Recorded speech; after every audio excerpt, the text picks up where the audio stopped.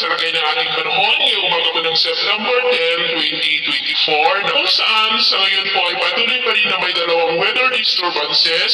na kapwa na po nasa labas ng ating area of responsibility. Sa ngayon po ay walang anumang direktang epekto dito sa ating bansa maliban sa bahagya na po nilang nahahatak ang habagat na siya naman pong nakaka-apekto sa kanlurang bahagi ng ating bansa at mas papalakasin pa ng nasa silangan ang habagat lalo na po sa susunod na mga araw, lalo na this weekend, at pinag-apektado po ang Southern Luzon at Visayas na posibleng mas lalakas pa ang habagat next week na mas papalakasin ng isa pang potensyal na bagyo na mas malakas na mabubuo posibleng next week po. At ito nga pinapakita ng forecast model nating ginagamit hanggang po sa susunod na 2 linggo ay posible pa rin ang pamumuo ng mga banta ng sama ng panahon sa paligid ng ating bansa sa mga susunod na araw. At sa lagay ng ating panahon, ngayong madaling araw ay maayos ang panahon sa malaking bahagi ng ating bansa pero may kansa pa rin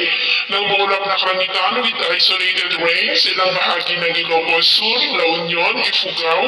Mountain Province, Benguet, Zambales, Southern Quezon, Burias Island, Albay, Sorsogon, ilang bahagi ng Samar Provinces, Ormoc, Northern Cebu, Zamboanga, Lanao Provinces,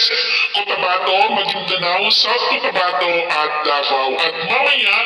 ay sisikat na po ang araw sa malaking bahagi ng ating bansa pero may kansa pa rin ng maulap na kalangitan with isolated rain sa may Alaminos, Pangasinan, Bataan, Albay, San Jose sa may Mindoro, Tagbilaran, Oras, Dinagat Island, Maguindanao, Sarangani at ilang bahagi ng Davao. At mamayang hapon, mas maraming lugar na ulit ang makakaranas ng mas maulap na kalangitan with isolated light to heavy rains. Kaya kung lalabas tayo sa ating mga tahanan ay gawin lamang po natin lagi ang magdala ng kahit anong panangga natin sa init ng araw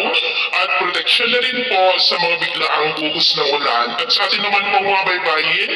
wala naman po tayong nakatas na namang gale warning signals pero iba yung pag-ingat lamang po kung papalaot tayo para mas makaiwas